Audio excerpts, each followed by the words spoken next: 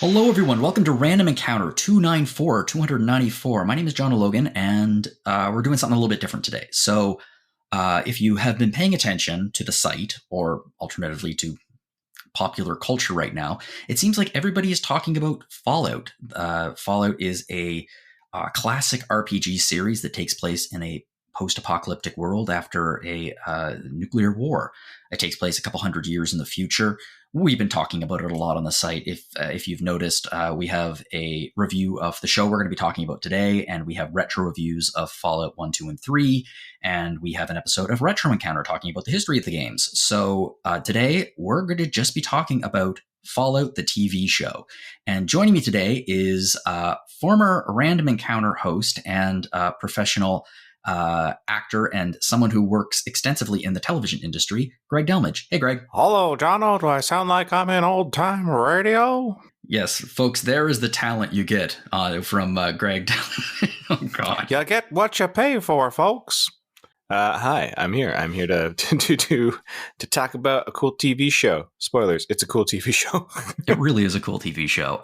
One of the reasons I wanted Greg here is, first off, we like Greg a lot, and obviously Greg and I hosted Random together for, I think, a year and a half. It was a good time. I wish I could have done more. Just life is changes, right? Life is nothing but changes. Mm-hmm. So it should be.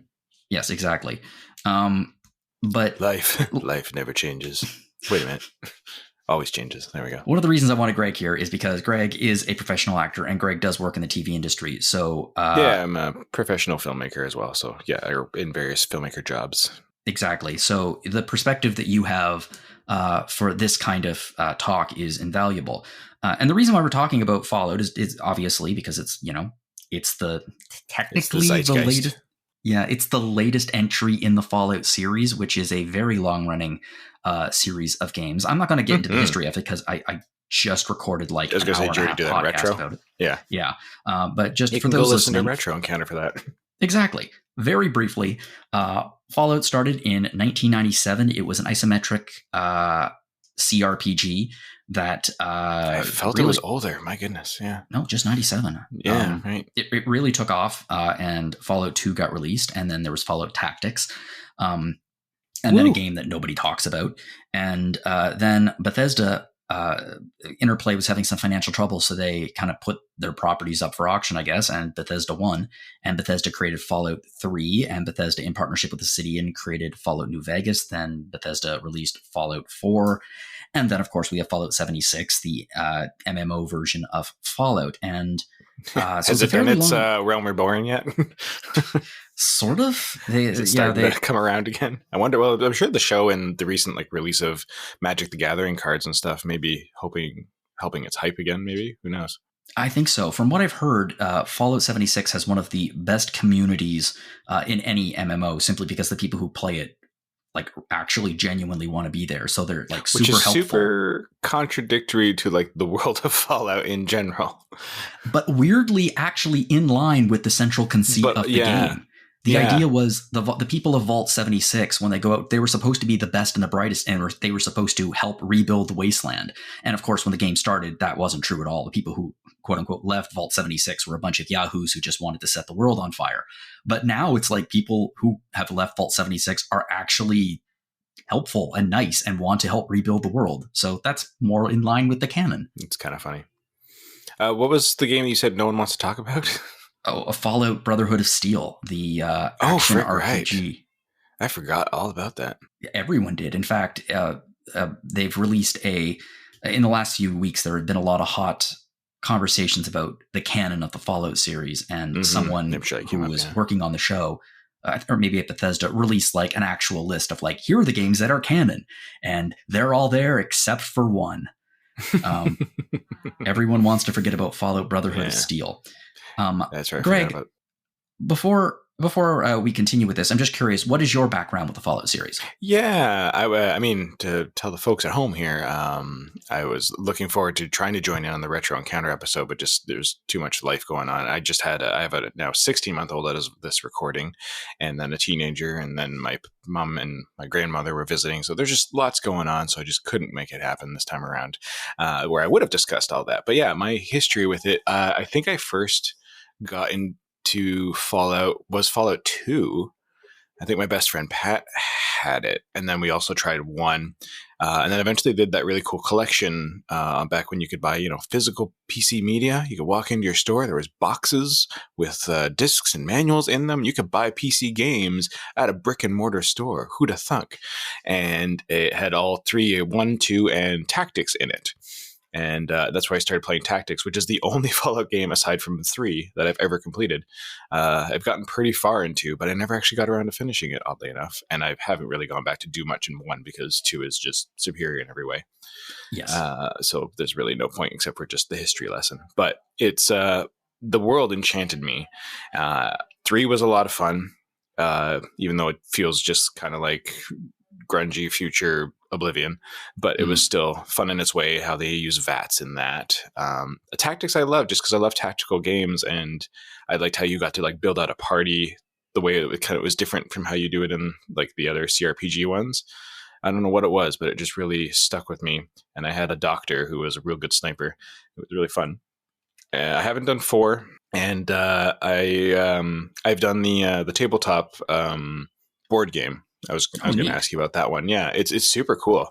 It's like one of those, if you've played them, there's many of them out there, like a light RPG where the game world progresses with you if you want it to. You can kind of do it like a mission by mission basis, or you can like carry your character through where I think things kind of affect it a little bit, like you can carry your gear forward and stuff like that. But yeah, you just kind of set out and explore the wasteland into different areas, and crap happens as it would in the game. Like it do a pretty good job of interpreting the Fallout 2, 3 kind of mechanics of who knows what'll happen to you when you walk off into that direction and into a board game fashion. And you have other players, you can come together and fight, or you can come together and help each other. Like it's a very, very cool game. I have not played enough of it, but it's because it's easy to sink a couple hours into, but it's super neat. And that's kind of my extensive enjoyment of it all. Oh, and of course, when the phone gaming came out, the Vault, whatever the hell it's called. Fallout Shelter. Yeah, Fallout Shelter. Thank you. That was a lot of fun. Sunk a lot of time into it until it starts getting to a bit of like okay, you ready to pay to stop raiders from ruining your life? And I was like, nope, I'm not. Bye, game. Yep. It was a fun little mobile title. It was. I mean, it's still going, and it's very neat. But I just got tired of this. The gameplay loop wasn't going anywhere for me, and I was like, I've got other things I can play on this, and yeah. Mm-hmm. But it was very cool. Was kind of the case in mid 2015, 16. It was there was a lot of mobile games back then. But that did feel like kind of like if any game belonged on VATS, that was it. I could see people playing that on their little thing. There's that game. Everyone gets to be a vault manager. Yeah. Well, let's talk about this show. So Fallout TV, as I understand it, there's a little bit of history behind it. Todd Howard was looking to develop Fallout into a television show. Amazon bit, and the show was on Prime Video. If you're looking for it, it's on right now, all 8 episodes. Mm-hmm. It was created by Graham Wagner and Genova Robertson Duarte, with executive producers Jonathan Nolan and Lisa Joy. And of course, Todd Howard is one of the executive producers, making his first foray into television. And I didn't look at a lot of that when I went into it, when you kind of encouraged me, like, hey, you should watch this for this episode. And when I saw Jonathan Nolan's name come up, I'm like, oh, crap, well, that explains some things. Yeah, Jonathan Nolan, for those who are listening, and Lisa Joy are the creators of Westworld. So it has some background in the sci-fi there. Also, Jonathan Nolan is related to Christopher Nolan, yeah. Yeah, his brother. And Jonathan Nolan directed the first 3 episodes of the series. So Jonathan Nolan really did set the visual tone and the style that was followed throughout the rest of the show. Although, in terms of vision, I know that before we dive in here, if you're worried about spoilers, don't be. For the most part, Greg has deliberately watched the first 2 episodes of the series. I've watched the entire thing, obviously, the reviews on the site, but we don't want to spoil everything. Yeah. So if there are spoilers, it's only going to be for the first 2 episodes. Yeah, you're, and even then, like, it's so much world building more than anything that you're you're just kind of hear it and go like, oh, that makes sense. That's probably the conclusion I would have drawn within the first 5 minutes of watching the show. So yeah, exactly. So I'll briefly walk people through the opening episode with a very, very brief synopsis of what happens. So the show opens up in a place that we really haven't explored too much in the world of the games, which is the day the bombs dropped. So it's 2077. And we have an actor played by Walton Goggins, who is brilliant in everything that he does. Dynamite. And yeah, no exception here. He's at a birthday party with his daughter. He appears to be a washed up cowboy actor who is just doing like personal appearances. And then a bomb gets dropped on LA, and then more bombs get dropped on LA. So then we see him take his daughter and hop on his horse, and they ride off. And then we cut to 200 years later, and we are inside Vault 33, which appears to be an actual peaceful, calm, and successful vault, which is a rarity for Vault Tech. We meet Lucy McLean, who is a high-achieving vault dweller and the daughter of the Vault 33 overseer named Hank. And she wants to help provide some more genetic diversity to the vaults. There are 3 vaults that are interconnected, Vault 31, Vault 32, and Vault 33. So an arranged marriage is set, and there's a trade that is set up with Vault 32, and the vault door opens to Vault 32, and it's revealed a bunch of vault dwellers. So look a little worse for wear. Apparently there was a crop failure in Vault 32, and this is the first time they've been out. So they have this big wedding dinner, and it's Lucy's wedding night, and her husband is a good-looking guy, and they hook up. And then her husband tries to stab Lucy, and then the 32 vault dwellers start to slaughter the 33 vault dwellers. And it's revealed that they are not vault dwellers. They are, in fact, raiders that have managed to somehow get their way into 32 when we're posing as the population of 32. So Lucy manages to fight off her husband in a very gruesome way. And unfortunately, Hank, the overseer, is kidnapped by the raiders and taken to the surface. And Lucy decides to go against the directive of the Vault Council and goes up to rescue him. In the meantime, we meet up with a gentleman by the name of Maximus, who is a initiate with the Brotherhood of Steel. And he wants to be a knight. And the path to there is you have to become a squire first. And I'm not going to really, we'll talk about this when it comes, but he manages to become a squire to a knight. And in the meantime, we also meet the Ghoul, who is apparently a future version, a ghoulified version of Cooper, the actor who we met in the very first scene. Doesn't really get revealed, but it does. It's pretty obvious. It's implied, yeah. He was buried in a grave, hooked up with some rat-away, and they dig him up, and he's not a feral, and there are these 3 bounty hunters who are like, we want your help to track down this scientist from the Enclave. And he shoots all of them and takes the bounty for himself. And that's the end of the episode. So yeah, lots of plot threads. Here. Yeah. So many plot threads, but a lot happens here. And realistically speaking, Greg, you've played a bunch of the games and you sort of know the setup. Yeah. Most of the setups start with in a vault. And with whatever the vault is in the games, that you start out as a vault dweller for the most part. It's always the safe training wheels. Yeah, exactly. It's narratively speaking, it's a really useful way to start, because then you have absolutely. You have someone who has been sheltered and has no idea what's going on the surface. And then you get the moment where the vault door opens and they can't see anything because it's too bright. And then the world is revealed. The wasteland is revealed in front of them. It worked in all the games, and it works really well here too. And what's most poignant for me was in 2, in the opening video sequence, where they had that whole, the family is going to leave the vault and then a bunch of Brotherhood of Steel dudes gun them down. That always stuck with me too, where I was like, do I want to leave the vault? Who are these? Because you don't know anything unless, and I didn't play enough of 1 to know if Brotherhood of Steel or whatever was a factor. So yeah, I didn't know who these people were, what was going on, and I kind of liked that subplot, but like it didn't come to pass. You get to go out and do your exploration and such, and yeah, you just don't know what you're going to get coming out of the safety net of the vault, but it's good conceit to like let you figure things out. 3 played it really well with the whole like, you're going through your training, and I think they did a great job of amalgamating that into, or interpreting that into the TV series, with her running down like like basically her character creation of like ticking the points. Yeah, like basically ticking the points into like, I'm good at my physical combat, I'm good at this, I'm good at that, this is why I'm a suitable marriage candidate. And it basically goes through like all the points of stats you would put into building your character in VATS, which was hilarious. I think that her perks were repair, science, and speech. Oh, did that come up? Like, I guess it kind of did, didn't it? Yeah, in the interview. And what's hilarious is later in the series, no spoiler about the specifics, but like you get to see her do what would effectively be speech checks. Oh, that's super fun. And I loved like and how they establish her character, her can-do, bright, perky attitude, and that comes up in like the next episode too about like how each vault kind of had a focus, which has always been a thing throughout the series too, and how hers was so focused on meritocracy and doing the right thing, um, which is good too, because as players historically know, Fallout does a very good job of giving you a lot of choices. So if you want to be a mass murderer who blows the bomb in Megaton, go for it. But if you want to be the hero and help people out, you can do that too. But this one, by throwing that in there, they forced it like, no, Lucy's going to be a good person.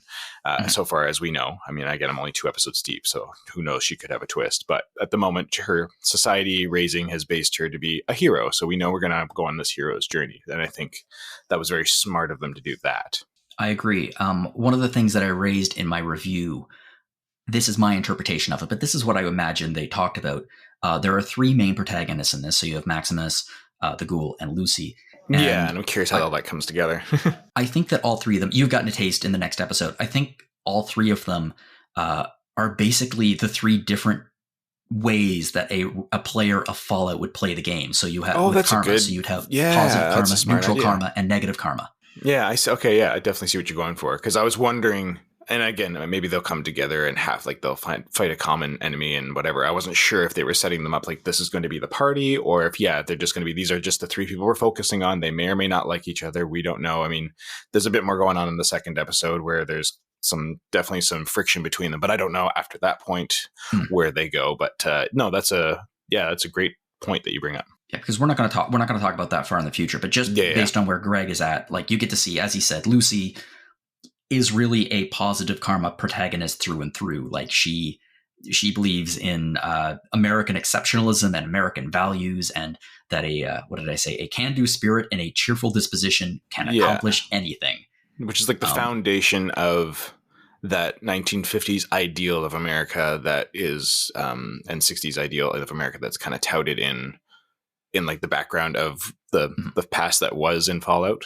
Yeah, she's a good person. Yeah, and but she gets over her moral struggles real fast with I love her catchphrase of "Okie dokie." Okie dokie. I guess we're gonna murder. Okay, whatever, and like just has to deal with it like here, because it's she sees this is the best means to an end kind of thing. But yeah, like she's okie dokie is her. That's going in my own personal vault. I'll deal with that in therapy later, maybe. Yeah, and I mean that's part of the reason why I think the character works so well. It's a classic thing. It's when the ideals of a character are challenged, and which happens in this game so fast, in this series so fast. Yeah, it's difficult to imagine a more harsher challenge to a good protagonist than the Wasteland. And that's always been what it does to you, right? Like different games have had different setups for sure for that. But yeah, it's always you come out and then it's just like, oh man, am I gonna just try and run this place because it's just such a mess, or am I going to try and fix it, or am I just going to kill everything? Like, you have all these choices ahead of you, and it's exactly it, because it's not nice. Yeah. And then you have Maximus, who is I would argue a neutral karma protagonist, which is he isn't necessarily he's not a good or bad person, but he knows the realities of living in the Wasteland and will make choices both in the second episode, and he'll make choices based on the circumstances that he's provided with, rather than tend to be that best suit him. Yeah, exactly. And then you have the Ghoul, who is just clearly a negative karma protagonist who will do whatever it takes to achieve his goals, regardless of who suffers. And that's what I wanted to speak to. So going back to that first episode and the open of like of D-Day, friggin' just broke my heart.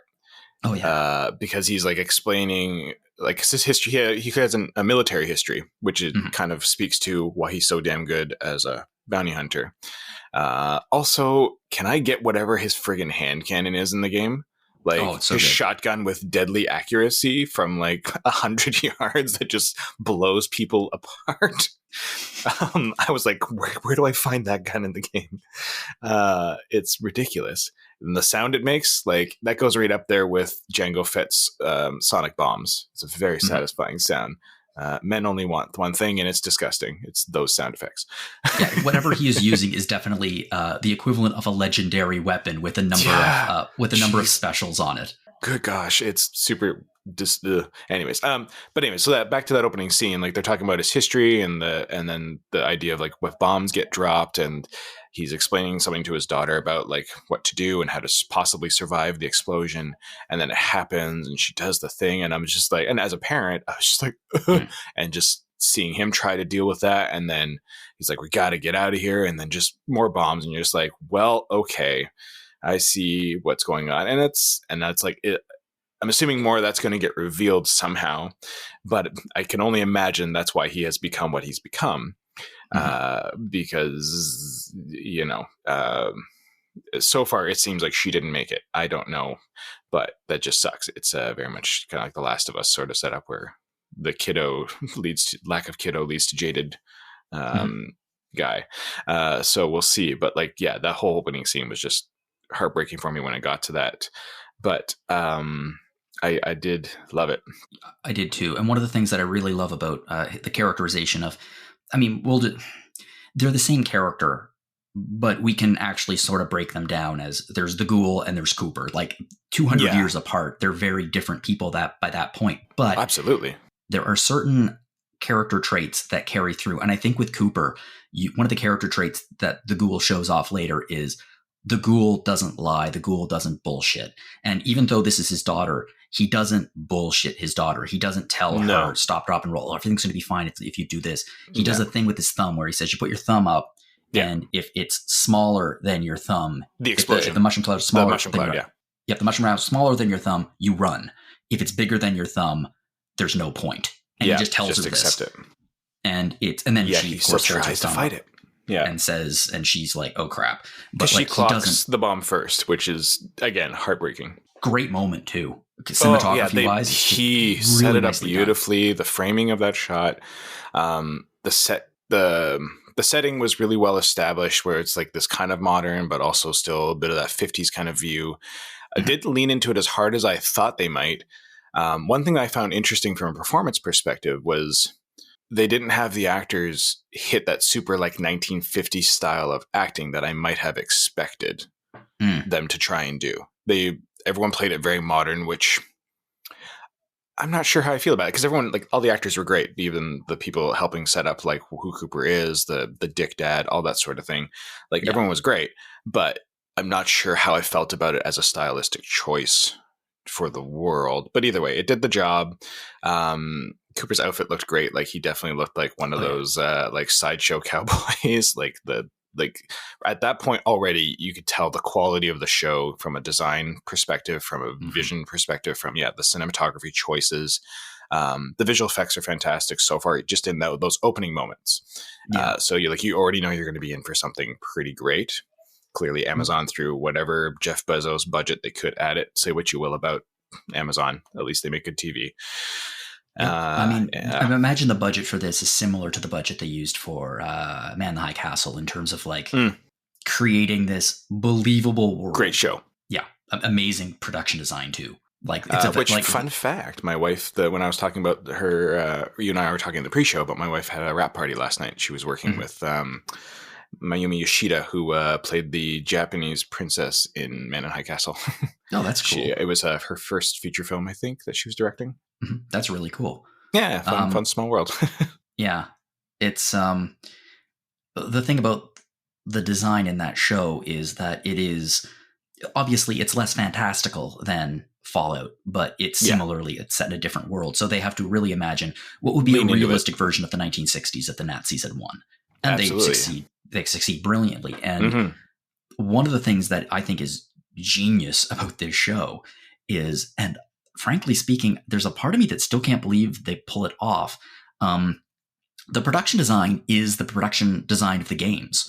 Like there is no adaptation here in terms of, okay, we need to make this more realistic. This doesn't work. This is clearly exaggerated. Like it's gamey. We need to fix. No, everything that you've seen from the games, from the design of the vault to stim packs to vault suits to everything is here exactly the way it looks.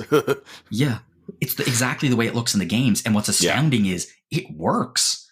Absolutely, because and those games were in their way grounded in reality, be it a stylized version of it. Like, but it was still very believable. But speaking to that, what I find is stylized because I've gotten to a point in my life for one reason or another. Maybe it's just because I'm getting old. As of this recording, I turned 40 on Monday in a few days. So 2 days, and so when this episode comes out, yeah, I'll be Happy 40. Birthday, Greg. Hey, and I've gotten away from like the really gratuitous, like hyper realistic, hyper violence in games and shows. There's certain things I find if it suits the story and fits the world, whatever. But other times, if it's like this was not necessary, you just put this in for the sake of putting it in, and like it's a turn off. Like I was watching Last of Us, loved it. I was playing Last of Us though, and when you start like stoving in someone's head with like your foot, and I'm like, did I need to? That wasn't necessary. Like you didn't need to focus the camera on it. I would have got the idea if it was out of frame, but anyways. So one thing I find they do really well here is it's violent. Spoilers. Fallout is violent. The show is brutal. It is, but it doesn't affect me because that's the one place where they did keep it kind of gamey and stylized. It's so over the top and like almost cartoony. That's the one thing that I didn't find was super grounded, that it's like lets me go like, oh yeah, that's just silly gamey violence, like, and it fits the ridiculousness of the world and how like the VATS combat and all that stuff sort of works and critical hits and everything. Like, so I wasn't turned off in the same way I am by so much modern media that does throw violence at me. I agree. It's so, in many places, it's so over the top. I can't remember, like if we're talking about perks in the game, then clearly the ghoul has taken the bloody mess perk where enemies will just explode when he hits them with a gun. Yeah, and it's ridiculous. It's so over the top and cartoony, like you said, that it's a super stylized version of violence. Yeah, and so it almost, my brain kind of goes like, it's not real, so it doesn't feel as visceral and as sensitive. And it's undercut. It's undercut slightly too in comedic moments, especially like in the first episode with the vault. Like my favorite is one of the vault dwellers who is the pregnant best friend of Lucy. Like she gets it. Her husband dies, and she gets stabbed in the eye with a fork. Oh my goodness! And rather than remove the fork, she just picks up a machine gun and starts attacking the raiders with the machine gun, with the fork still sticking out of her face. And like violent I look forward image, to but seeing also her later hilarious. With eye patch, possibly. Yeah, also hilarious.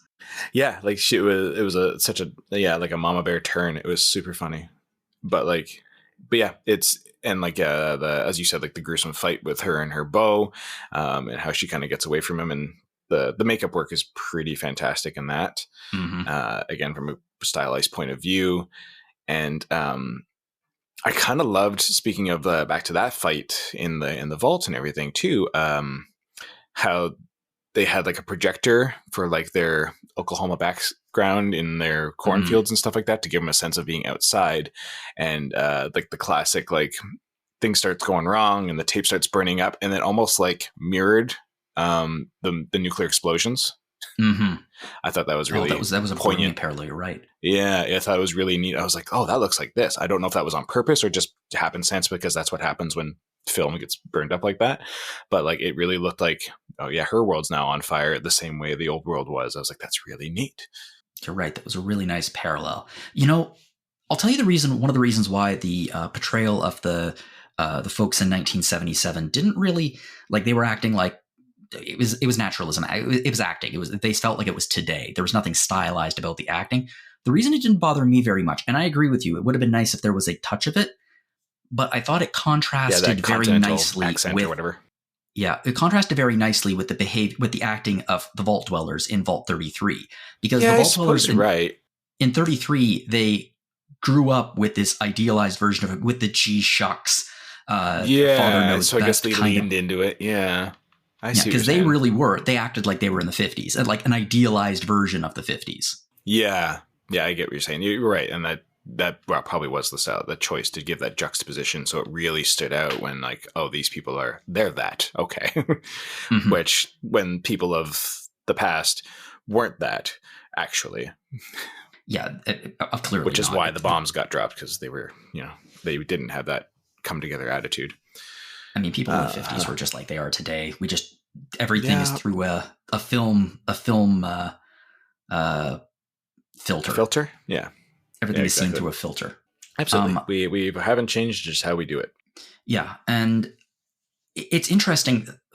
The design, I know you never played it, but the design aspects here, there are touches from other games, but they really do pull from the design of Fallout 4 and Fallout 76, which does tend to be a little bit Which more of makes a sense. pastel version. Less. You mentioned earlier, like the Fallout 3 was like, it was dirty. It was. Yeah, Very gritty, very brown. I liked that because it was a much more, the future didn't seem quite as well scrubbed.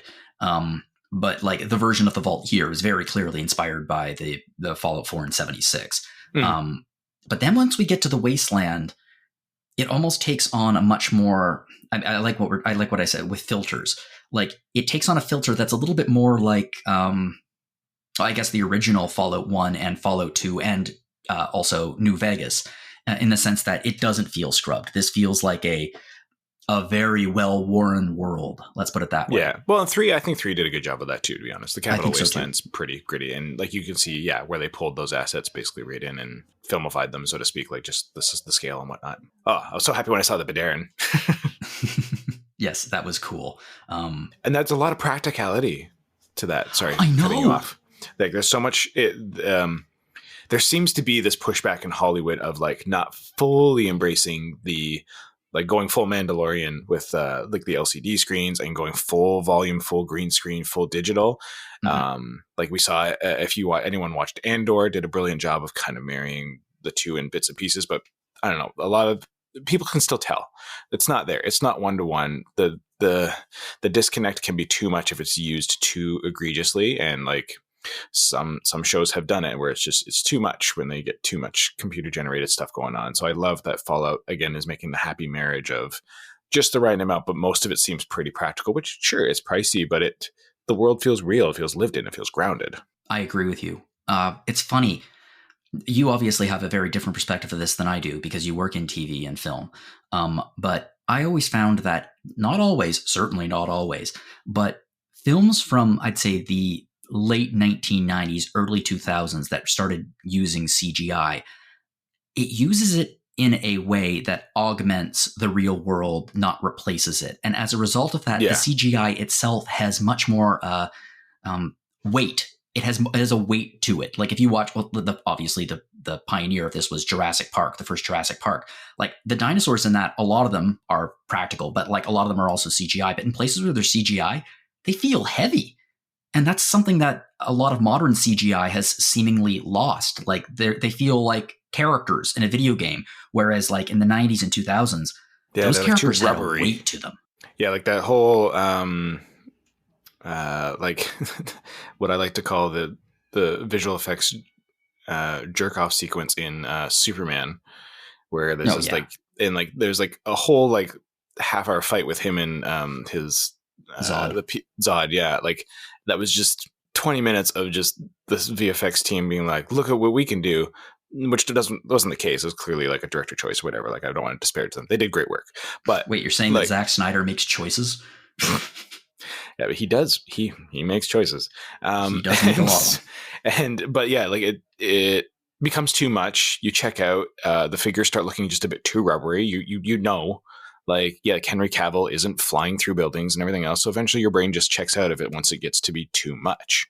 And you get that bit of like that rubbery, jointy kind of stuff where it gets a little too uncanny. And because whatever it is, I don't know if it's budgets, time, whatever, like that lets the VFX team not quite narrow out those kinks. Maybe it was technology at the time, but I think you're right. Yeah, in the early days where they recognize like there's no way we can make this 1-to-1, so we just have to use it a bit more subtly, and in spots where it just can augment things to give us a bit more life or motion or whatever, and then quickly go back to the practical because no one's going to buy it if we use it too much, right? Exactly. And I mean, that's the case here. Like all of the props that you see, that like if there are Pit Boys, and what was cool is they didn't just have one generation of Pit Boy either. Just like the games, they have like different generations of Pit Boy floating around. Like Lucy has like a much more modern version, but at one scene she goes into like a shop that has a bunch of Vault Tech merch, and it's like there's an older version of a Vault Boy hanging in the window, and it was just like, oh, that's really cool. And everything looks identical to the games. Like the production design the prop designers must have had so much fun being like, okay, how do we translate these things into reality? Yeah, the set decor, as someone like that's one of the jobs I do as a day call most often here when I'm not acting and trying to get other film work is doing set deck, which is set decorating, where we just go in and we're given a spec to figure out where things go and how to kind of tell the story of the background, essentially. And that's slightly different from props, very different departments, because props is basically the same stuff, but if an actor uses it, if they don't use it, it's set deck. And cool. Yeah. And so like I was impressed by the set decor, and it would have been like a set deck dream to work on that show for sure. Because of the production design, because of, as someone who's a fan of the series, it would have been super cool too, to be able to put in all these little Easter eggs. And I was just trying to get through it to make sure I watched it before this show, this episode recorded, but I do want to watch it again with Annette because she's interested. And I think I'm going to look a bit more to find where there's little things here and there, but I loved, catching the Pip-Boy bobblehead.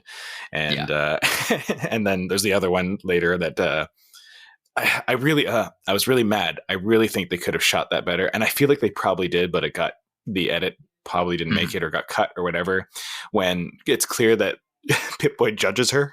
And so she makes the decision she does. I just think they could have shot that to make that a bit clearer, but clearly I got it. So it came across because I knew what they were going for, but I thought that was really funny. She makes her choice. One of the coolest things about the show, we talked about a lot about the production design and things like that, but again, they do a 1-to-1, and you have power armor in this show. And and it's incredibly well done. It looks really good. I imagine that it is a mix of practical and CGI. I think it probably has a few little things, to like iron it out. But like for the most part, they're not CG people. Like they're moving.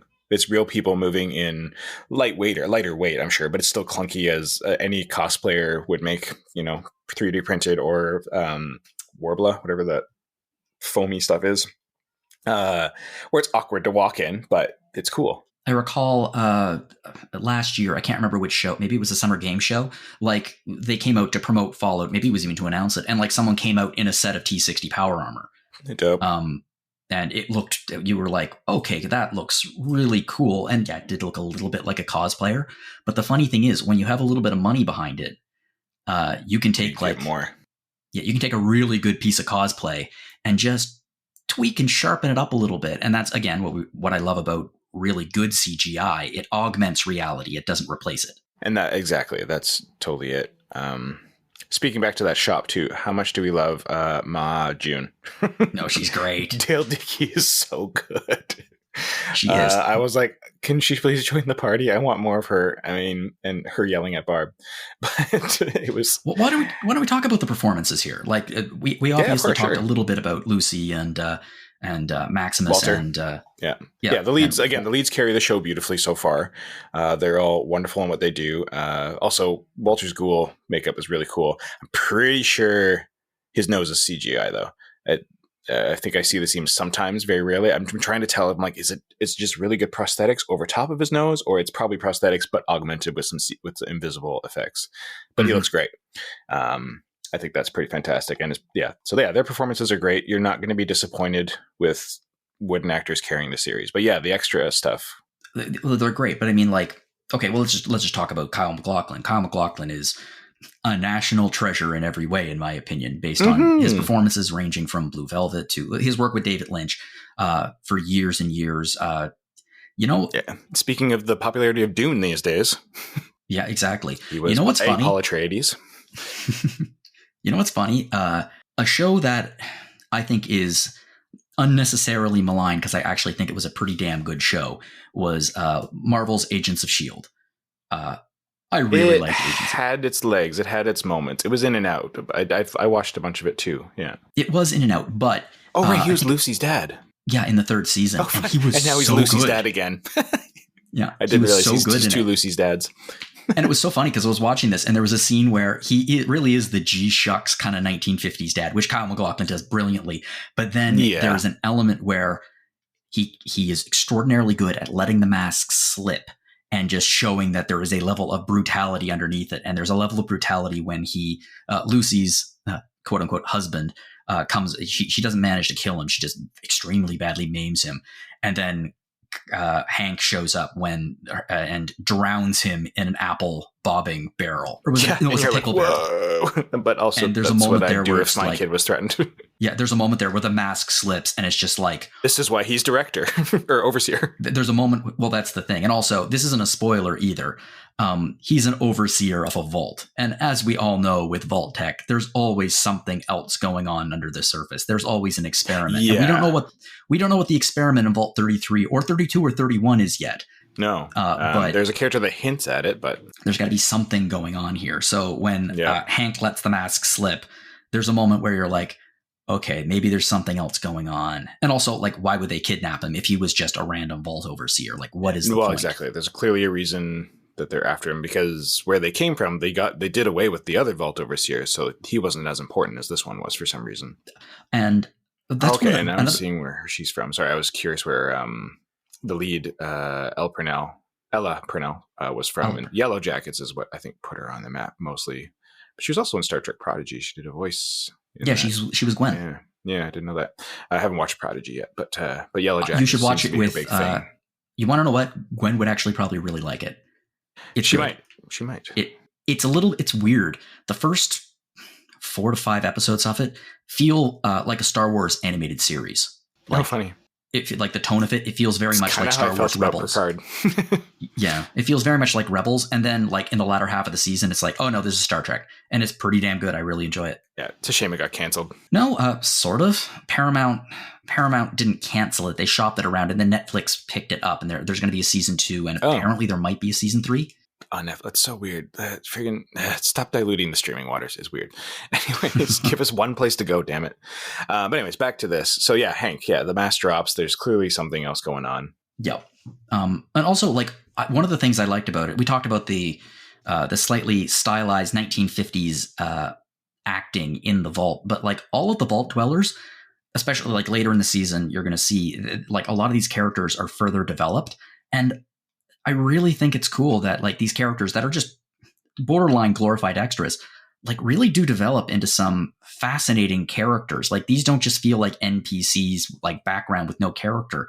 They feel like actual people. Well, and they'd have to in a TV show for sure. Like they'd have to let the world affect them in a different way than like you have in the game going Lucy's back brother to Norm. the script. Yeah, you have Lucy's brother Norm, who is kind of comes across as a bit of a coward, unengaged, doesn't care about everything kid.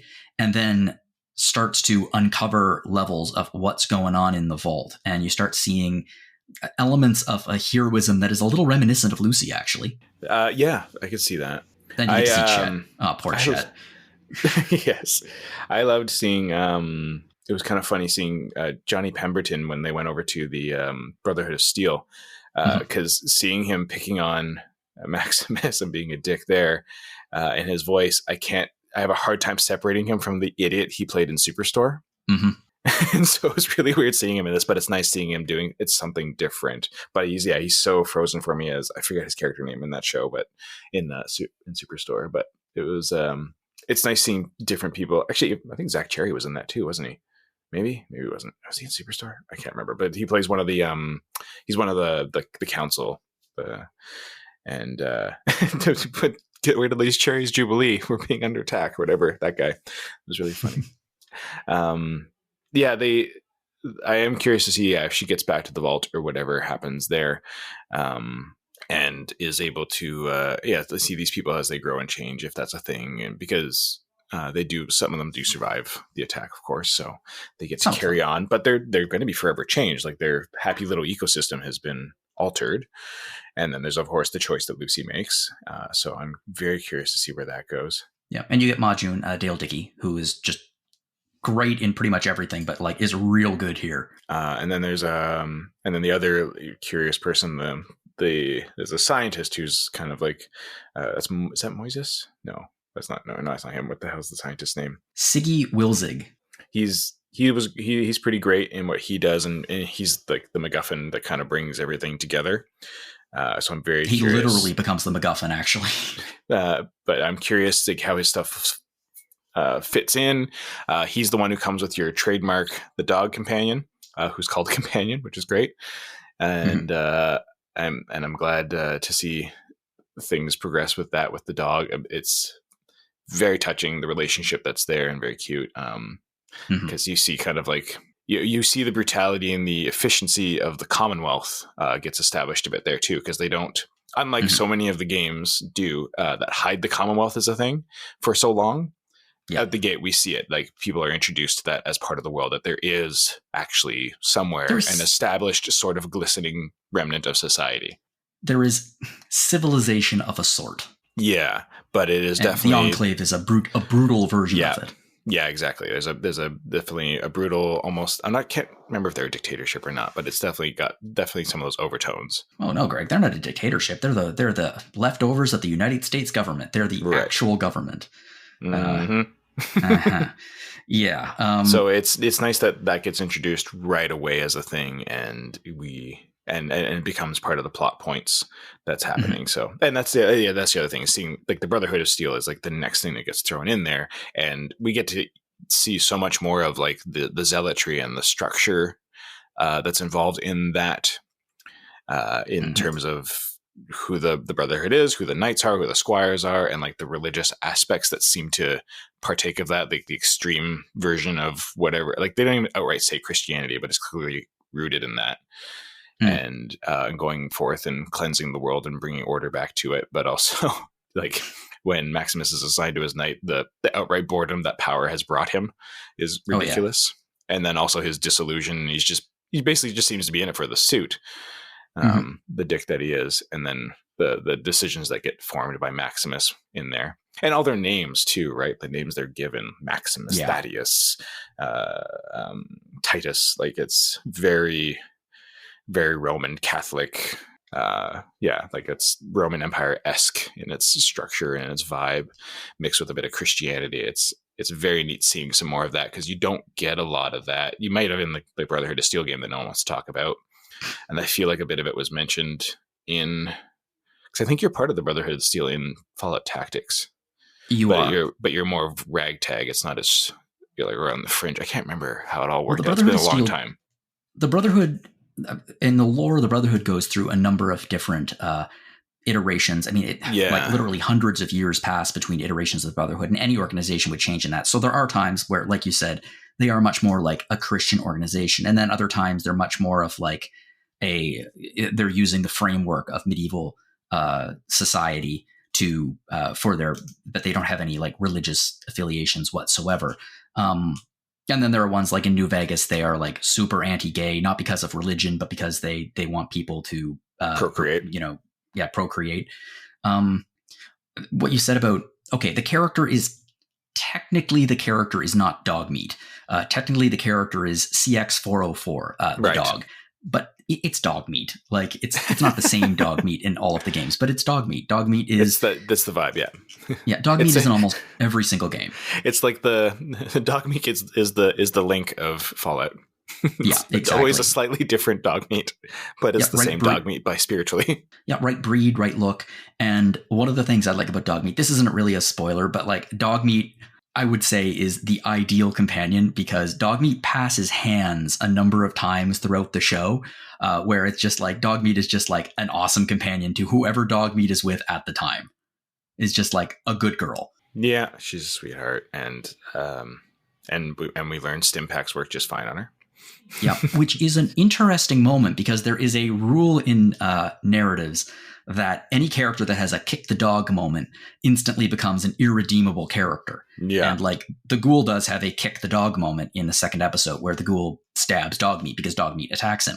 Yeah. And at that moment, I do feel like he lost a lot of sympathy. But then immediately after that, he goes out of his way to make sure that he heals dog meat and saves dog meat's life, which sort of fixes it, like counteracts it a little bit. Almost. Because I had that, I saw that and I was like, okay, like he was clearly, it was like, sorry, dog, this was just business. I was just saving my ass. And then, but, oh, good, you're still alive. I'll save you. But at the moment, I haven't seen enough to know what happens. I also think it was a choice, because he knows the dog's going to return to his quarry. And he's chasing the scientist who has the dog. So I think right now he's trying to use the dog as a homing beacon.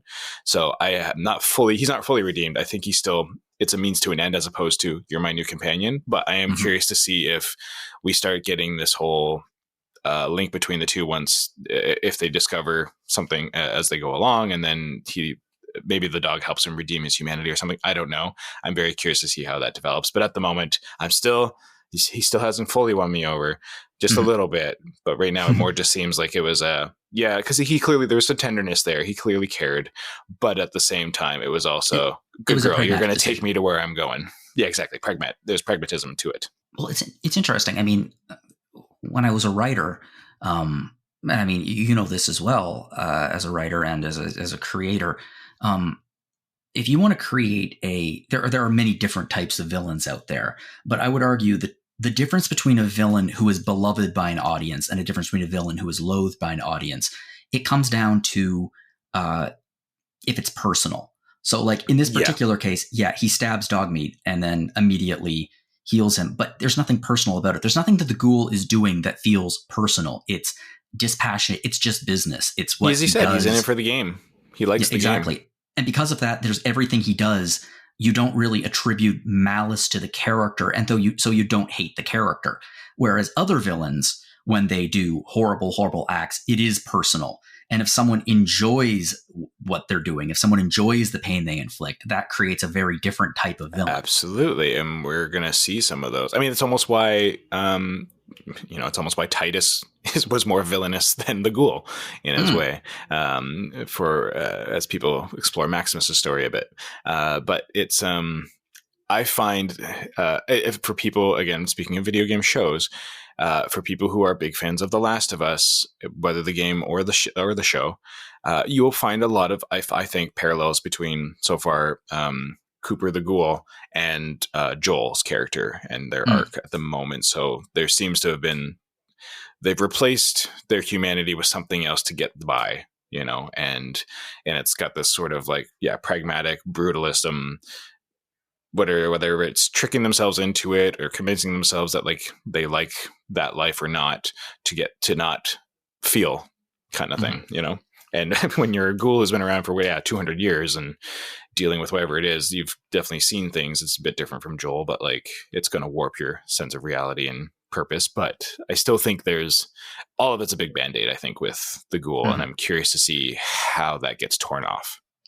Well, I'd actually really like to pivot into talking about not specifically The Last of Us, but that idea of video game adaptations and what Fallout does differently. But just because you brought it up and we were talking about the supporting cast, I'd like to mention Cooper's daughter, Janie, the actor who plays her in 2077. I thought she was so damn good. She was really great. She was very compelling. The opening scene, there was a moment like when she holds the thumb up to the thing. There's like a moment where you're like, oh, that's. I bought the fear. It was... Yeah. And that's a fine thing to get with child actors for anyone who knows the craft a bit better and knows what to watch for. Like, I know there's a big percentage of the population that watch shows and just don't care to notice. But there's also a big population in there that when something's true or not. And that's speaking as an actor, and you know this as well, that is our biggest job. It's not about going into an audition or a role and just trying to say the lines really well. We're there to tell the truth, which I know sounds a bit like actor mumbo jumbo, but it's true. We're there to be truthful because people will tell. People will know. Well, when people won't believe you, they check out, which is why so many people disparage stuff like Hallmark and stuff. But there's a ton of people that love watching Hallmark and Lifetime shows because they're not fully true. And those actors, they do what they can with what they have and with the style that they're kind of forced into, as someone who's worked on a few Lifetime shows and stuff like that. But yeah, our most important job is to just tell the truth. And with kids, it's really hard because they don't have the life experience. So it's very hard for them to be thrown into these hyper stylized places or hyper reality moments and be told like, so you're seeing your potential death. Can you act that for me? And so many times what it comes down to is an acting coach or the director basically giving them the equivalent of what's called a line read, which is say it like this. And the kid will just pretend and ape that. And you can tell when they're just trying to do the idea of it, what they think it should be, and it doesn't land. And you get your Disney performances or whatever from kids' TV shows. Or you can get those really good actors like your Elliots from E.T. and stuff like that, or Dakota Fannings and such, who just, they have it. They have that gift. They can just sink into it and they can just deliver a real grounded, truthful performance that makes me so sad as an adult actor that I sometimes can't achieve at the same level that this kid is doing. But it's, and she's got it. She's got something. I really hope she keeps going and becomes a next I do too. standout actor. I'm blanking on her name right now. I was trying to find her. Tegan Meredith. Yeah, I don't know what else she's done, but yeah, she was great. Like, she's a great gem that they found because she was believable. Like you were just saying, like, you believed the fear. You believed that she saw, I might die. Oh my gosh, Dad, help me. And yeah, that's really hard to get out of kids, because as opposed to just an aped performance. Thank you for coming to my TED Talk. The thing that got me about her performance and the performance, I mean, this is an acting thing, and oh God, you get two actors talking about like what makes a good performance, and it'll go on forever. So I don't want to do that. But the difference here, and the thing that really got me about her, and this is something that was taught over and over in when I went to theater school, and like I used professionally, and it was it's such a stupid line, but the idea of breath is life, and a tight performance that is a little bit unbelievable.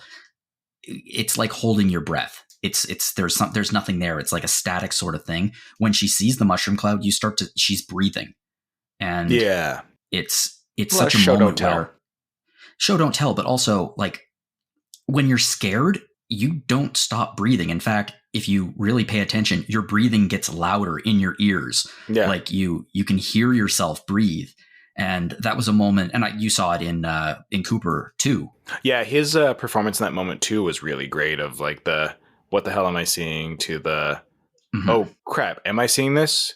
Oh my God, I am seeing this. I need to deal with this. Like that was a masterclass in just stillness and acting with what he gave there. Yeah, it was. And I mean, the brilliance of that performance was you get to see just how good a dad he is at that point, because there's an instant like protector. Do what you can. Like he just told her, don't run. You can't run. If it's bigger than your thumb, you might as well not run. And he still grabs her and he still runs. You got to try. You would. It doesn't matter. As again, speaking as a dad, like that whole scene is just, it hits home for me, and it was beautifully done. And it's the same thing. It doesn't matter how hopeless it is. Your human fight or flight instinct is going to kick in to try and do something about it. Yeah. Well, this is going to kind of fall into the discussion question, but you mentioned The Last of Us, which I would argue is, prior to Fallout, would be the gold standard of video game television adaptation. Jono, have you ever seen Dungeon Siege? No, I've not. You have not seen Jason Statham as Farmer in his most brilliant role? Come on. No, I'm kidding. Anything by Uwe Boll that is video game adaptation is Uwe bullshit. So yes, exactly. I agree with you. Last of Us, whether you play the game or a fan of the game or whatever, is just brilliant TV on its own. Yeah. And one of the things about it is it does take liberties, clearly, with that one, the episode, it took to throw away characters who were like an environmental side quest in the games, and it expanded them into a full episode. One of the best episodes of television I've ever seen in my life. Outstanding performances, outstanding story arc, bawled my eyes out. Just people, if you don't like that episode, why are you listening to this podcast? If you do, like, you got, if you don't like that episode, why are you an RPG fan? There are other sites for you. Yeah, exactly. Like, oh my gosh. Yeah. My wife and I just bawling, looking at each other, and it's like, oh my goodness, this whole episode is just incredible. But the difference between Last of Us and Fallout was The Last of Us did a pretty much, there were places where it changed a little bit, but it was a pretty much one-to-one adaptation of the original game of The Last of Us. Whereas Fallout instead is an adaptation in that it takes place in the world of the games, but tells its own story using the factions and the world that has been set up. And I'm not saying that one is better than the other, but I really do like the freedom that the Fallout approach brings to an adaptation, where it doesn't feel like it needs to follow the characters that we already know. It uses that world as a setup. I like that. It provides much. This smart. Yeah, I think it's very smart, and I think that they did a brilliant job of. I say in the review that my only real problem with this series is that at points I found myself wanting to play it. Like I'm like, this is real good, and I would like to make choices that clearly I can't, because it's because it's been filmed, and I don't have. It would be a very weird, interesting choose your own adventure kind of story if they were able to Yes, interpret this that isn't a like Bandersnatch or Sega whatever. CD FMV game, unfortunately. Yeah. I remember I kind of had that after I watched the first episode and partway through the second, I was like, oh, damn it, Jono, get me to watch this at this point. Now, like, all I want to do is go back and play Fallout 2 and whatever and try and complete things, which I do not have time to play more different games right now. Want to know the truth, Greg? I know you haven't played it, but if you're looking for a Fallout game to play, give 4 a shot. I'll tell you some mods to download to improve the experience. I do want to play 4. I haven't. I really want to do better. Or New Vegas. That's the one I really want to get into because I've heard too much good about it, and I'm so far gone at this point that I know it's all fixed by the community and whatnot. So I know I can get through it without bugginess. So, well, from this, let's pivot to the discussion question now because sure. I don't want this episode to run too long. No, but it's been good. Like, I guess, just good show's good. Yeah, well, let's do a little quick takeaway here. Fallout, good. I really enjoyed it. It's only 8 episodes. It's a tight show. It tells a story, and no spoilers, but there are enough threads hanging off season 1 that it's very effectively going to set up a season 2 if it gets renewed, which I'd be shocked if it doesn't at this point. It might already be for all we know. Yeah, it's getting pretty universal reviews, as I understand it. People are talking about it. Yeah, exactly. It's earning its praise. It seems pretty unanimous across the board from the bits and pieces I picked up. I try not to because I don't want to spoil myself too much. It's got, again, a standout cast, a standout commitment to the production value, to creating this world, from performance to the stagecraft of it all. That it's great. I want to just go like walk through some of those the city sets that they made and stuff. Especially you see in episode 2 and like the blow apart stuff and everything that they got to like fight in and stuff. It was so neat. One thing we didn't talk about, but we should for a second before we completely go away from it, is we knew it was coming when we saw the cave, right? And, and Dogme in the cave and the bones, and then when Titus goes there, which also F. Rappaport, F that guy. Yeah, he did a real good job as like the most loathsome character. Yeah, but he's also kind of a shitty human these days. But really? Just with his opinions on what's going on in Palestine and Gaza and stuff, kind of makes him not a pleasant human right now.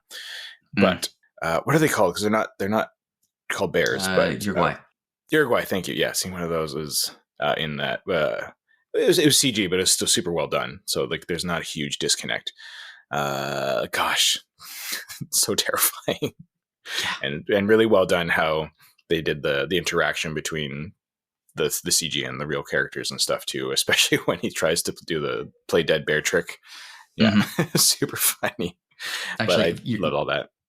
At that moment, remember how I mentioned the neutral karma? That was the point in the show more than any other show where I really did, as Maximus is sitting there looking at him, where I really did imagine the dialogue box appearing at the bottom because he takes his time trying to figure out what to do. And I just imagine like there being a mouse switching between, okay, here's your stim pack, or go die, with the player being like, what am I going to choose here? No kidding. Well, and just... it was a weird choice from that from the character who was asking for help to be like, I'm going to disparage the crap out of you, but still expect your help. Like, read the room, man.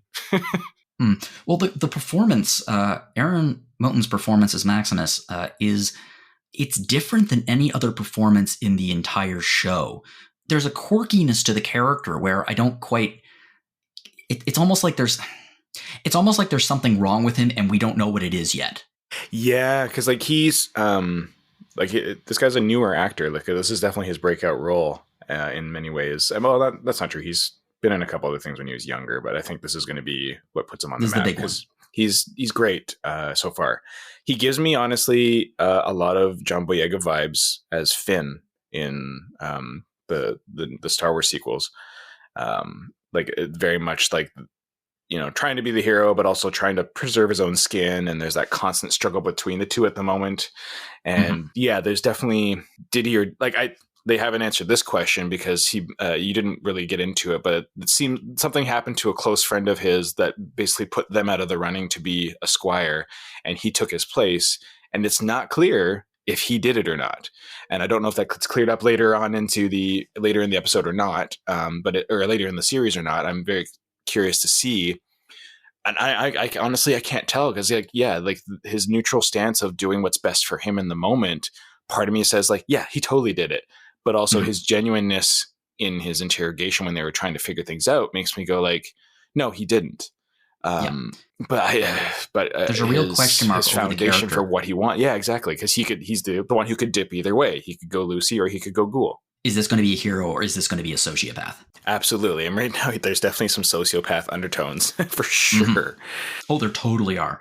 And you're going to, no spoilers in terms of actual events, but you're going to continue to see that push and pull throughout it. Yeah, and that makes sense for sure. Because he definitely seems like he wants to do, well, and especially when he says like his whole modus operandi right now is to get revenge on the people that hurt him. That's a foundation for a sociopath. That's someone who wants to put hurt back onto the people. He wants to be judge and jury and executioner of who that is, which is fundamentally a screwed up thing for a human to do by themselves. Yeah, so his moral compass is going to be all over the effing place. It's the kind of thing like if he was in Fallout 3, I don't think he would blow up Megaton, but he'd think about it for a second. Absolutely, if it served him. Yeah, exactly. No, it's a really cool performance, and it will develop. I say in the review, again, no spoilers, but like Maximus arguably goes through the biggest character journey throughout the series of all three of them in a really interesting way. With the other two being so polarized in what they are, I could see that being a bigger opportunity for growth, but that might be for the bigger arc of the series, not just the season. Yeah, I mean, that's one of the brilliant things about this show that the games reflect too, which is there are a lot of different factions in the Wasteland, and loyalties shift very, very quickly depending on who benefits, what people need. And that is very much in play in this show. Also, shout out to Dude in his underwear. All this could be yours. That was a nice little moment. That felt like a very much a throwback to Fallout 1 or 2, where it's just like there's just a random character who has no impact whatsoever on the plot, could very easily be cut out, but you talk to them and you're like, this is a weird little guy. And that's just it. Like I find in both episode 1 and 2, they're doing a decent job of peppering in some of the erraticness of the Wasteland and what the games throw at you, just these random encounters you can come across. And like when Lucy steps into the old house and sees the Plan D, whatever it was, in use, and again, heartbreaking, but also, yeah, that's a choice. That's something you could do.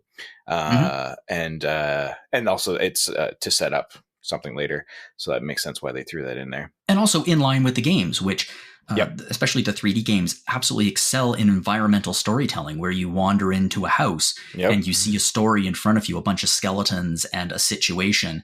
And it's like, what happened here? And you might find out, you might not, but it's brilliant little vignettes. Yeah, absolutely. And I think it's a smart choice to make sure they have that in there too. They're doing a really good job of not having, of using show don't tell exposition, of trying to world build and such like that, which is brilliant. And which is so far why the show, I think, is excelling. Yeah, I actually thought that Plan D, I think that is, I'm almost positive that's never appeared in any of the games, but that is the most like, of course, Vault-Tec has a product called Plan D. Well, absolutely, and I love how it gets. Yeah, I love how it gets explained by the scientists, which again, people will see. I don't want to spoil that. I think that's one to keep close to the vest for now. But yeah, I love how he's like, it's arguably their best product. And it's like, it's true. That should have been there somewhere along the line, because it makes sense. It's not everyone could handle the pressure of the end of the world, or that the end of the world might happen. So obviously there'd be a poison way out kind of thing, right? Like it's, you know, the cyanide pill in the tooth or whatever it is, you know. It's neat. But yeah, so anyways, all that being said, like, yeah, this is just, before we keep going on a diatribe about the merits of the show, it's pretty great. But what was your question you wanted to ask?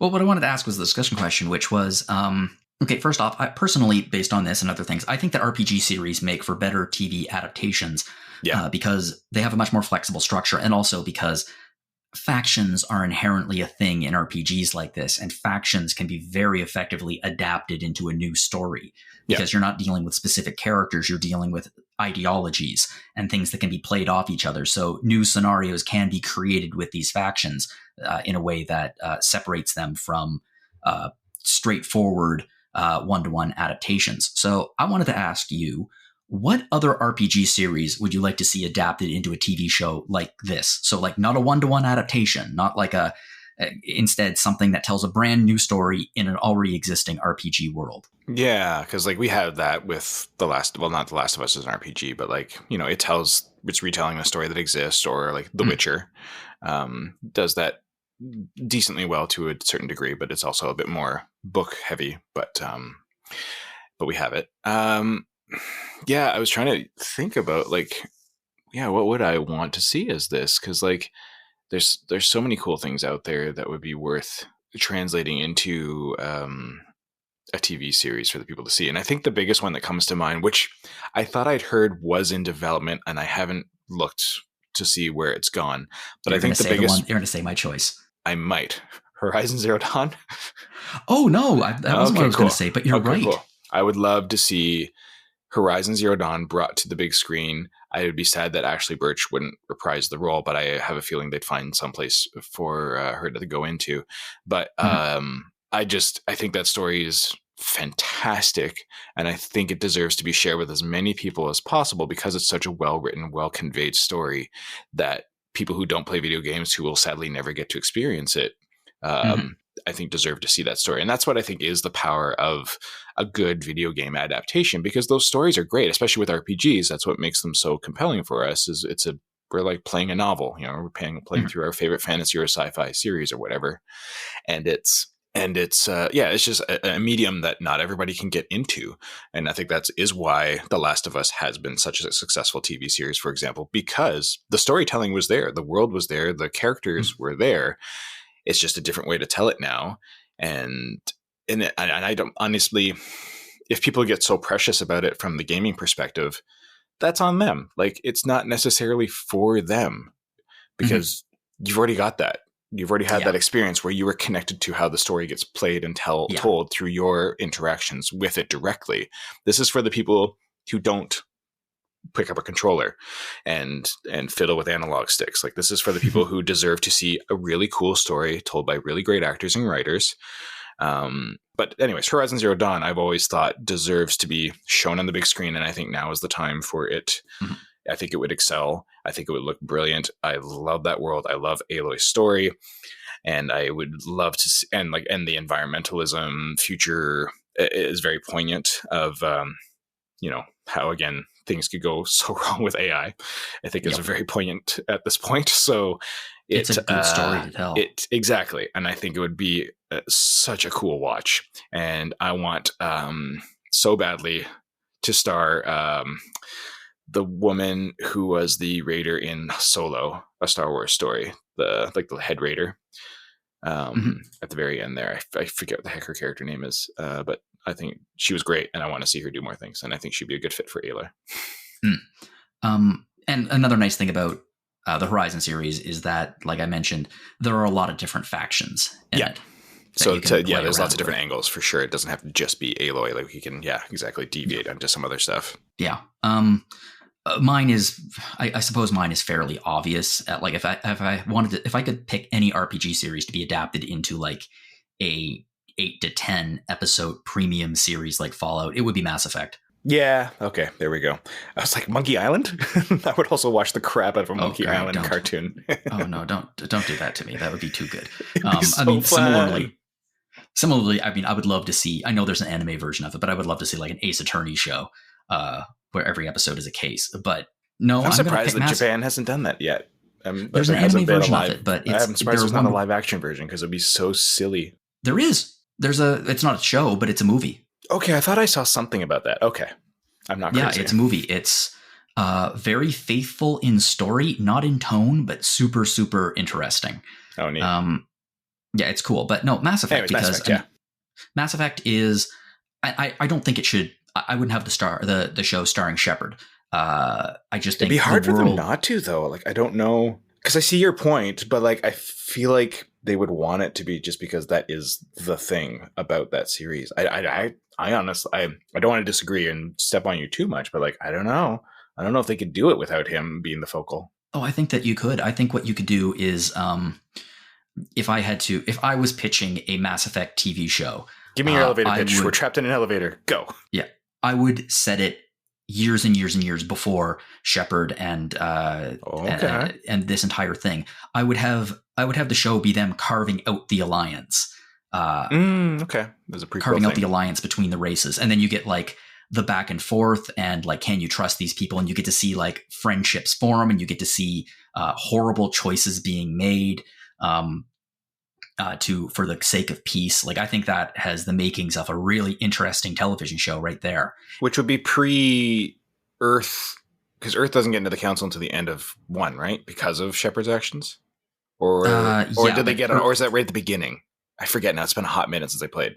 I know that's part of it. No, they get a position on the council at the end of 1, but like Earth is known. Yeah, Earth is known at that point. And that's where I think it might be hard to do the prequel, because so often we are fixated on humanity's number 1. So like us not getting to the point where we're part of the council might be a hard sell. I mean, I think that'd be the cool thing though. Like you said it during or just after the war between humans and it's been a while since I played the game too. Was it the Turians? Oh yeah, no, it was the Turians. So you said it like right after the war between the Turians and the humans. Yeah. So you have a lot of really raw nerves there. So it's just like a political thing about them humanity trying to carve out our place in the universe, and you could still have humanity like at the center of it. I wonder if they could do it and focus on Anderson. Yeah, that's true. Anderson would be a good person. Yeah. Shame David Keith is a little old to play the role. Yes, he wouldn't be able to do it, but there's plenty of brilliant actors of color who could do it. God, you can't beat that voice though. No, it's one of the iconic voices. Yeah, and they'd find a way again to throw him in there. Yeah, I mean, one of the major reasons that I want a reboot of Gargoyles is just so I can have more of Goliath. Yeah, exactly. Oh, I'm so cautiously optimistic about that. Yeah, and that's the other thing too. Speaking to these series, and again, why I think like, I don't know. I could see that having legs, but I don't know if an executive board would accept it not being about Shepard, since that is so key to the world at this point as we know it. Because the same reason why like you have the Halo TV series, which I haven't watched yet because I don't have Paramount Plus. I do want to check it out. It's apparently good enough to get a season 2, so it's got some legs. But like, there's no way they could have done it without Master Chief. Like there was that cool. That being said, though, the movie that came a while ago that kind of almost was a proof of concept, that was more or less about the program of selecting Spartans, I think was watchable. It was good. And then having Master Chief show up at the end just made him a little more poignant, as opposed to you just being like, oh, there's Master Chief again. It was really neat having him finally show up and be like, he's the thing. There he is. Oh my gosh, it's so cool seeing him real. I thought that was actually pretty well done. I mean, I'd watch the crap out of a Halo Reach series. I think that's one of the reasons why Mass Effect would work without Shepard. It's because... And it could, yeah. Mass Effect originally, I mean, in its first iteration, it was sort of a replacement for the Star Wars IP. I mean, Mass Effect is a spiritual sequel to Knights of the Old Republic in terms of its mechanics and gameplay. And they created a really interesting world around it. I think they could use that world in a more effective way than Andromeda did. They could even do it as like the formation of like the N7. Yeah, that'd be interesting. And I like Andromeda personally, but yeah. It's very neat. Yeah, it's all good. And the other thing I was going to say, though, just because I wasn't sure you're going to say it, but I didn't think you would because it was an RPG, not an RPG series. But I'm also excited that another story needs to be told is BioShock. But I think that is happening, and I hope it is given the same level of care as both these two series we've mentioned chiefly, because BioShock is a brilliant story again that I think people could benefit from seeing. It's just so good. If people out there want a oh God, I can't believe I'm about to suggest this to people. If people out there want an actual video game TV show, I highly recommend you check out Remedy's Quantum Break from 2016, which is not just a video game in the style of Alan Wake and Control, but is also a Fallout TV show as well.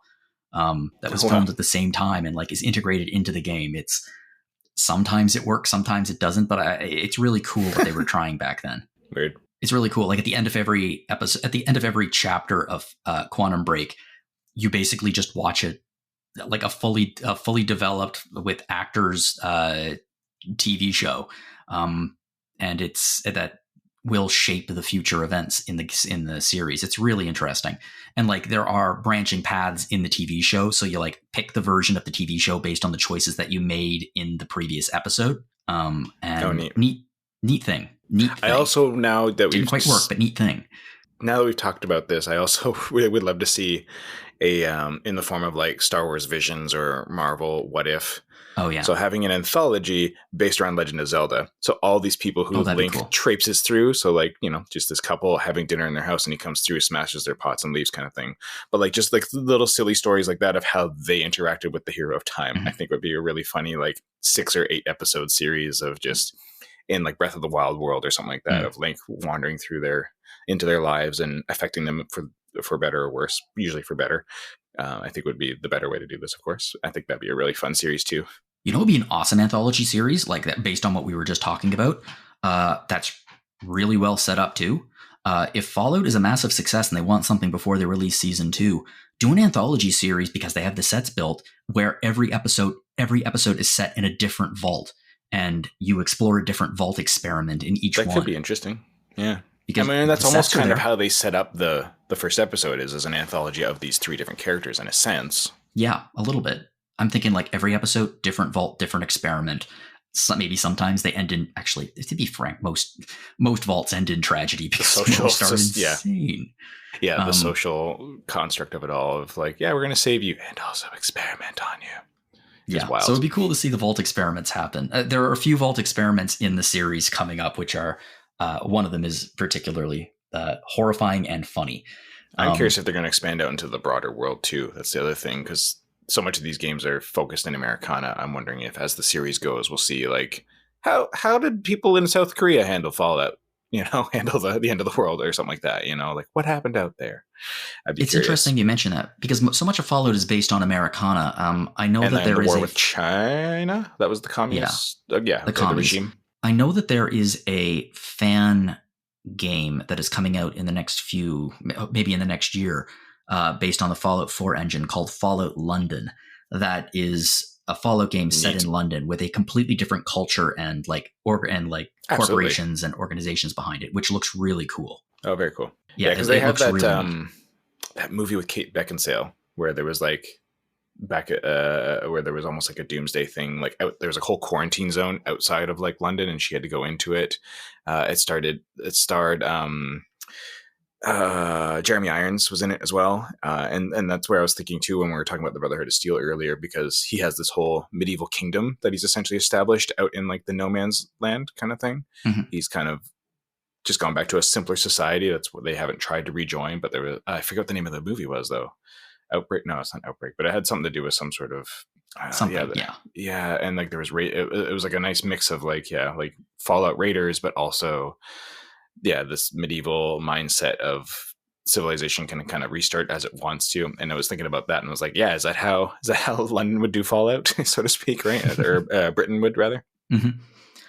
Okay. Well, Greg, thank you very much for joining me and talking about my pleasure. This. I very much enjoyed your insights into the series, both in terms of just like, the series is really good, and also your professional insights as well. Thank you. I'm glad you consider them valid. I every single one of them, except for your opinion about Mass Effect. I'm just going to edit that out. No, I'm not. Disagree with Greg me, is wrong. Yeah, this is not a podcast about discourse. It's a podcast where Jono is great and you say yes. We'll see who the host is now. I'm just going to throw my weight around. Well, if you'd like to support my dictatorial reign here at Random Encounter and want to support us at RPG Fan, we've opened a store. You can find it at www.rpgfan.com/shop. What I would really like to draw your attention to, though, lots of cool stuff in there. But the Jono Rules t-shirt? Well, there's t-shirts, baby onesies, which I believe you are you aren't the proud owner of, but you are the we had 2, and they fit great because we had one for when she was littler, and then we have one for now. Then they look great. Okay, my first thought is, how the hell did you manage to get Gwen into a baby onesie? I do not imagine she was happy about that at all. Yeah, we got Gwen. Gwen does have her own RPG Fan shirt, though. There's Women's Small, the pastel green one, looks fantastic as well. Cool. I have one as well, and a mug and lots of other things.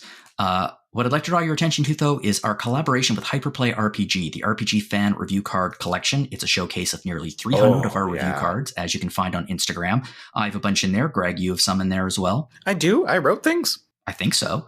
I sure did. And it's a really cool little book. I really like it. And it's a really interesting way to find some games that you otherwise wouldn't.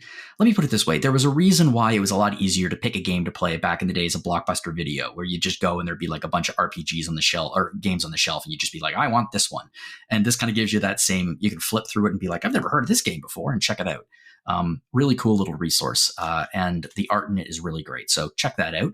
I also the only shame is that it doesn't get updated all the time now. No, it doesn't. But I think that there will be updates in the future. I think we're getting enough popularity and enough sales here that we're going to be getting. There'll be other versions of it, but not for quite some time. Yeah. Until we get the next 10 years collection. Yeah, exactly. Also, check out our past episodes of Random Encounter. Last week, our episode, we were talking about a RPG, possibly the RPG of the year so far in terms of its running, which is Dragon's Dogma 2.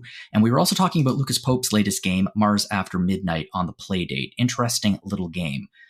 We also have Retro Encounter. And if you want to check that out, it's a nice sister episode to this one, which is last week we talked about Fallout. So I talked about the history of the series with a panel, talked about our favorite games, what we really liked about them. That episode turned out really, really well. So I'm really pleased with that. Check that out. And we also have Rhythm Encounter, which is RPG Fans' music podcast. Last week was focused on remasters of classic games and the rearranged music that comes with them. Cool episode, but also don't miss our April Fool's episode, which was entirely focused on our favorite sounds from RPGs. So sound effects. I loved that idea. I thought it was like in past years, we did the karaoke episode. We did the All Chocobo episode. I really should have sang something from Fallout, because Fallout has a hell of a soundtrack. I could have done a cover of I Don't Want to Set the World on Fire. That would have been fun. Probably not going to do that right now. Okay, if you'd like to get in contact with us here at Random Encounter, you can fire us off a message at podcast@rpgfan.com.